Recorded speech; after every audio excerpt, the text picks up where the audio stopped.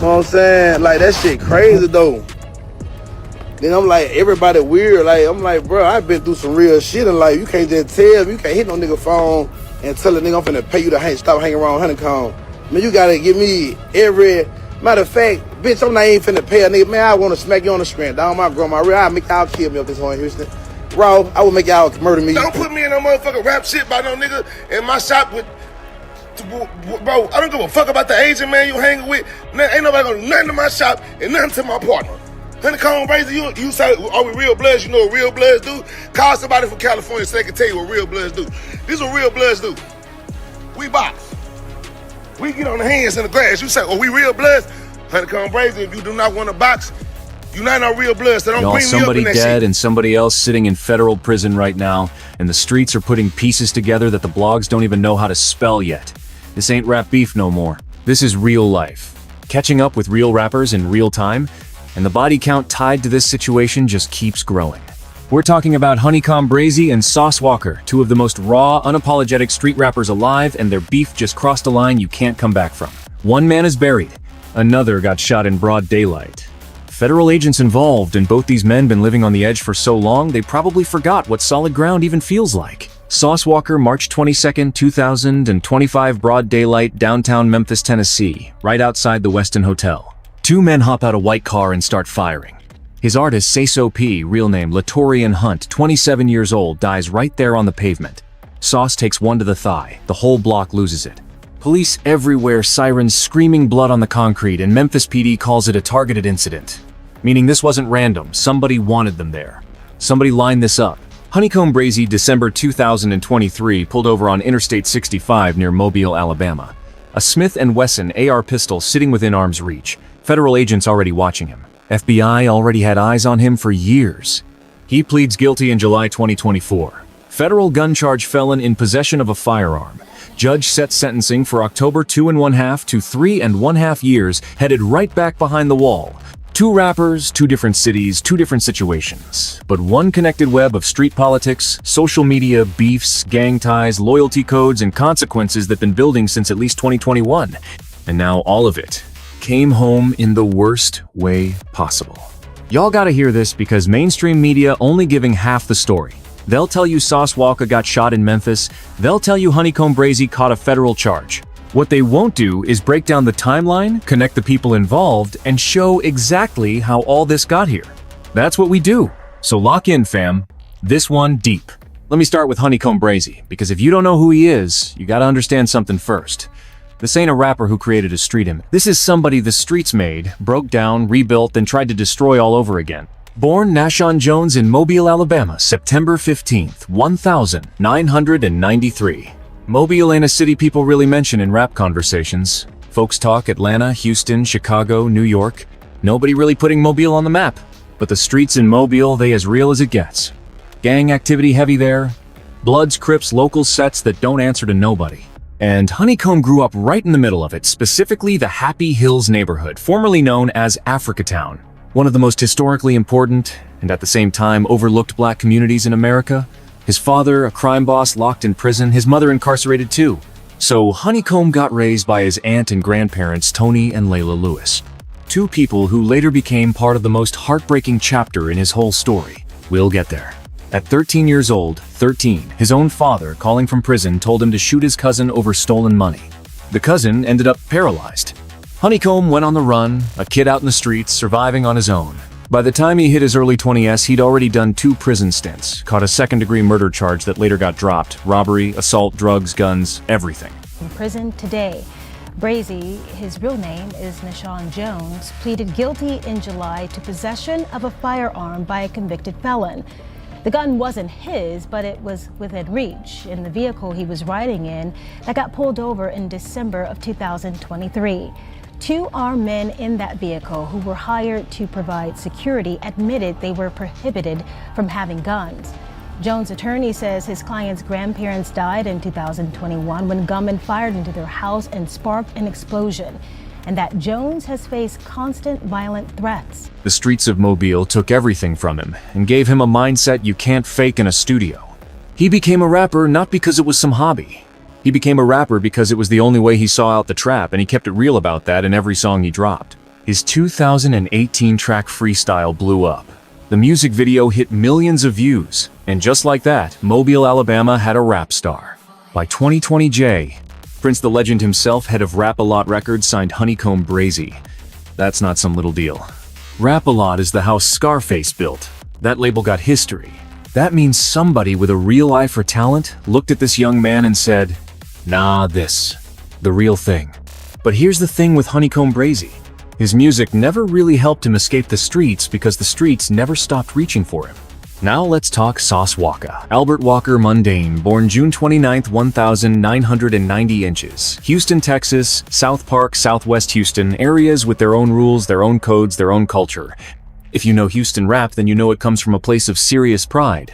This, the city of DJ Screw, Scarface, UGK, Pimp C, Houston, don't chase trends. Houston creates them. And Sauce Walka grew up soaking all that in. He started rapping in 2007 under the name A-Walk, part of a Houston rap group called Most Hated. By 2014, he switched to Sauce Walka, formed the Sauce Twins with his partner Sancho Saucy, and started the Sauce Factory, his own independent label. He dropped mixtape after mixtape, built a loyal fan base off straight authenticity, and carved his own lane in Houston rap completely. Then, in 2015, he did something that put him on the national radar. He beefed with Drake. Not a sneak diss, not a Twitter response, a full diss track, whack to, whack over Drake's back-to-back beat, accusing Drake of coming to Houston Appreciation Weekend using the city's culture and not really giving anything back. He said Drake was borrowing the sound without showing real love to the people who created it. The internet lost its mind. Sauce Walka went from a regional rapper to somebody outside Houston was actually talking about. But Sauce Walka never acted soft. In 2009, he got charged with deadly conduct after shooting and wounding somebody at a concert hosted by Trey the Truth at Texas Southern University. He pled guilty, got community supervision. Rally and concert on the campus of Texas Southern University in Houston ended in bloodshed Wednesday night following a drive-by shooting that police believe was gang-related. The school says 6 people were shot and have been treated for serious but non-life-threatening injuries. Witnesses tell police that one car drove by and opened fire on a parking lot where a popular Houston rapper was promoting community service and voter registration. By 2018, Texas court documents described the Sauce Factory as a documented gang tied to criminal activity. Sauce Walka publicly pushed back on it, said it's a record label, not a gang. We said we would get up to about 150, 200, we're gonna run it. Before the show, For the show, man, y'all already know, y'all know how money bag y'all need that shit, man. Y'all know what's going on, man. I swear that. But the streets already knew what time it was, and law enforcement was definitely paying attention. This man had sauce tattooed across his forehead. He never apologized for who he was. His whole image was built on being loud, raw, and fearless. 2 different cities, 2 different styles, but the same mindset. Keep it real no matter what it costs. By 2021, both these men were living in rough waters. And this is where the paths between HoneyKomb Brazy and Sauce Walka started crossing in a way that turned into real tension. November 2020, HoneyKomb Brazy on Instagram live, just talking with fans when shots suddenly ring out on camera live. He gets hit. The whole internet watched it happen in real time. This man had already been shot multiple times throughout his life. This wasn't new for him, but seeing it happen live that shook people because it proved something. The danger around this man wasn't entertainment.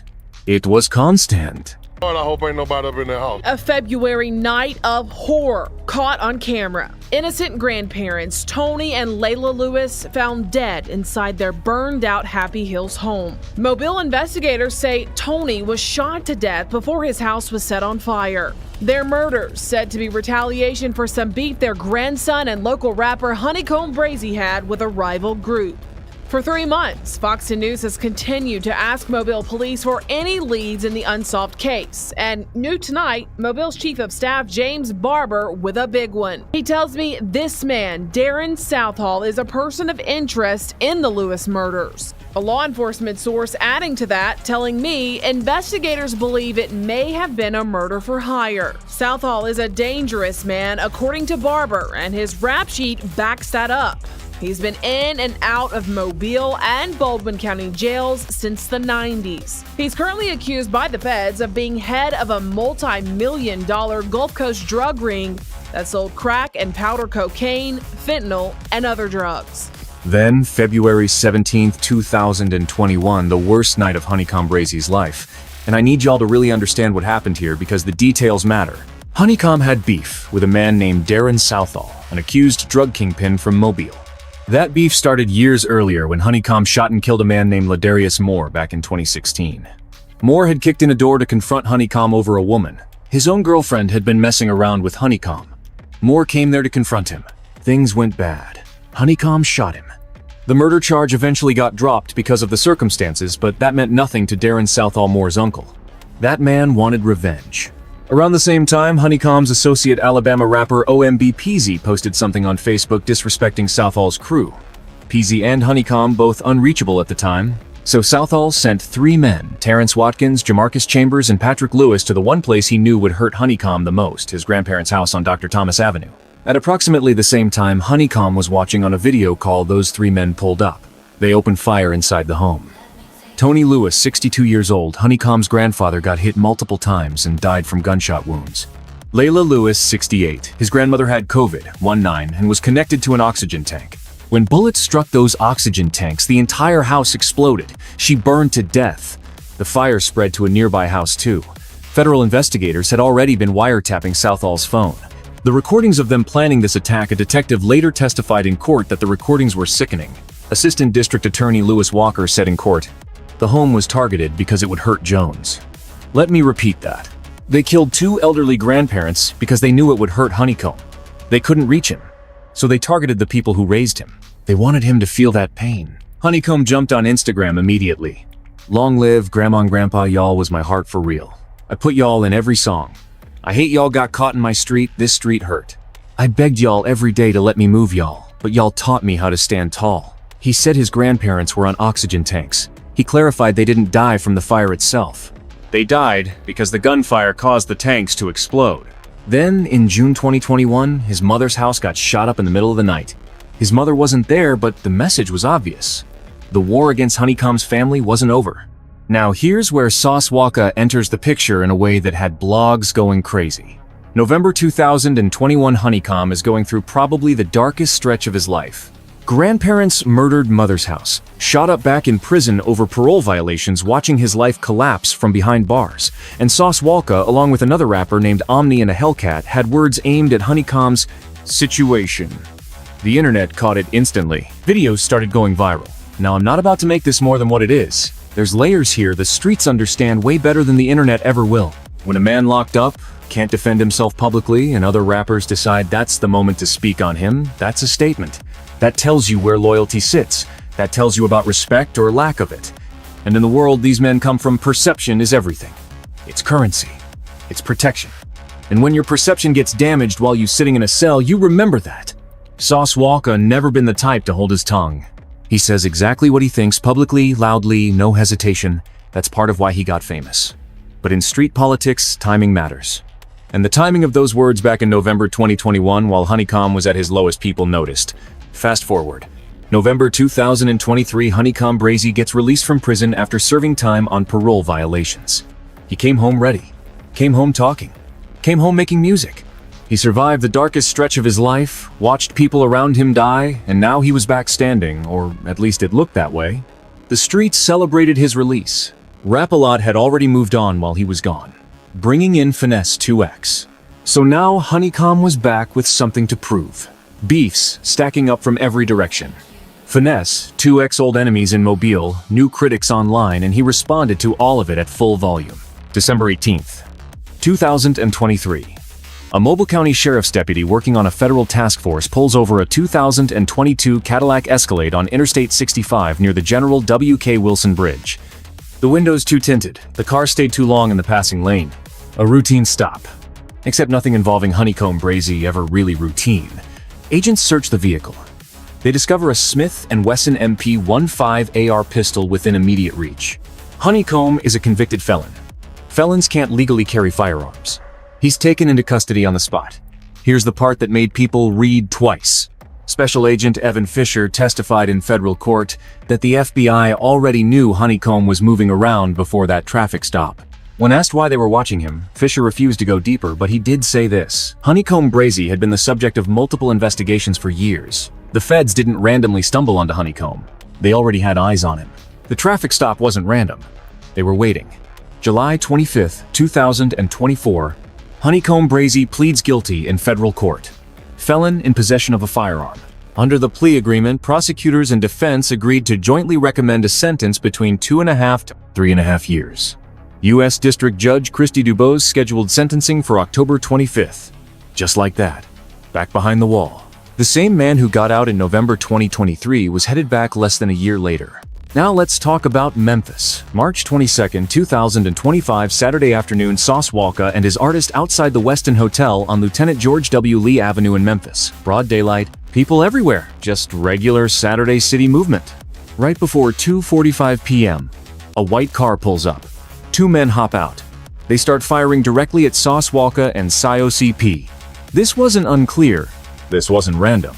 Memphis PD Assistant Chief Don Crow confirmed himself this was a targeted incident. The victims and suspects knew each other. CP doesn't survive. Latoria Hunt, 27 years old, dies right there at the scene. Sauce Walka takes a bullet to the thigh. He's rushed to Regional 1 Hospital in non-critical condition.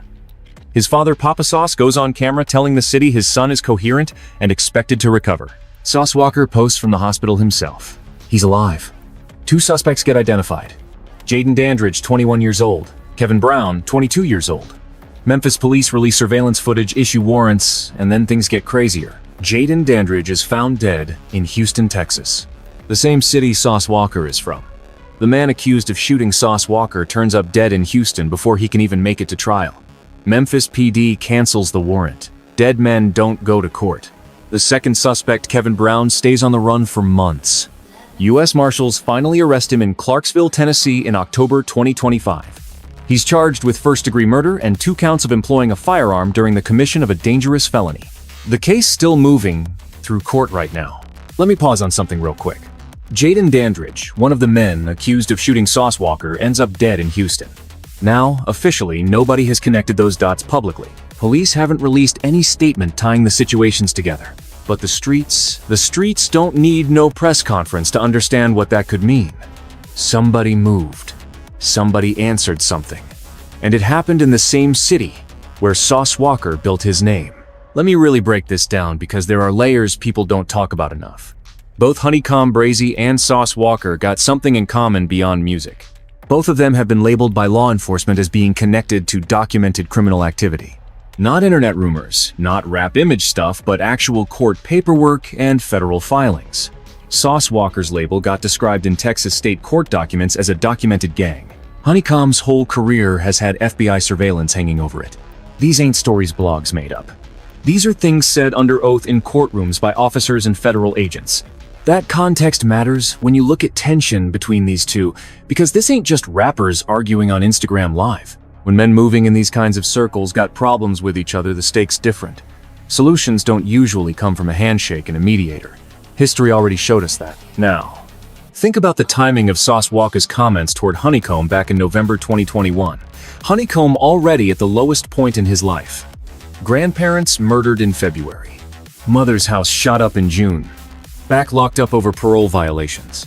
Watching Rap-A-Lot, the same label he signed, to slowly shift its attention elsewhere. He's carrying grief most people couldn't even process.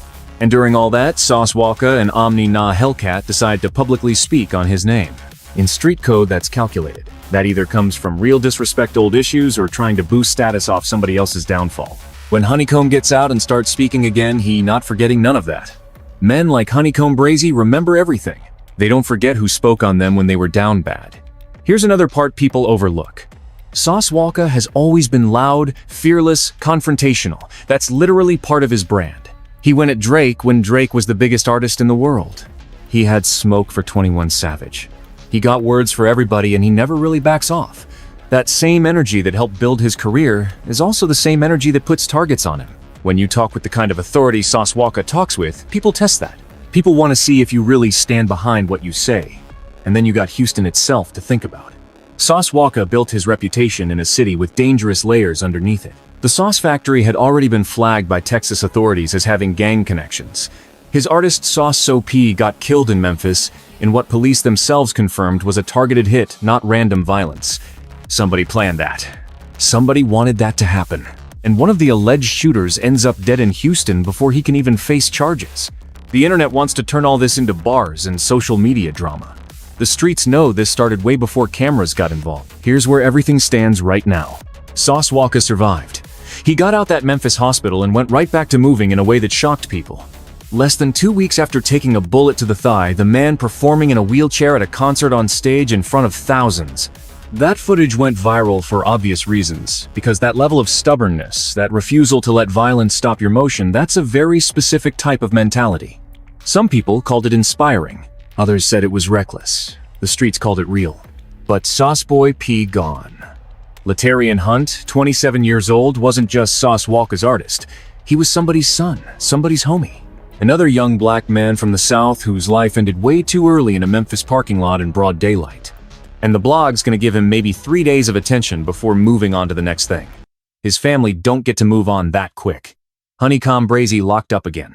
The same man who watched his grandparents die through a video call, had his mother's house shot up, lost his deal, came home and instantly caught a federal gun case, now counting days behind walls again. His RN4L gang, Real 4 Life, still outside. His music still getting streamed, his name still ringing through Mobile and all over the internet. But the man himself, he not free. And the beef, the internet wants closure. They want somebody to officially explain what this all about, who started it, who's up, who's down. But real beef don't work like that. Real beefs don't come with press releases. Real beefs don't get solved in interviews. And when both sides dealing with federal cases, shootings, deaths, and active investigations, the situation starts becoming bigger than anything either side probably expected. There are people involved in this story that ain't rappers people without Instagram pages or YouTube channels. People moving quietly in the background making decisions that leave bodies on pavement. Those people don't care about music. They care about the code. And the code says, if somebody disrespects you, there's supposed to be a response. If somebody from your circle gets touched, there's a response. If somebody speaks on your name while you locked up and can't answer back, you remember it and eventually you answer. The street's been whispering about this situation for years. Now the body's speaking louder. Let me keep it all the way real with y'all for a minute. We, watching a pattern hip-hop, keeps avoiding out loud. Two of the most authentic, raw street rappers of this generation.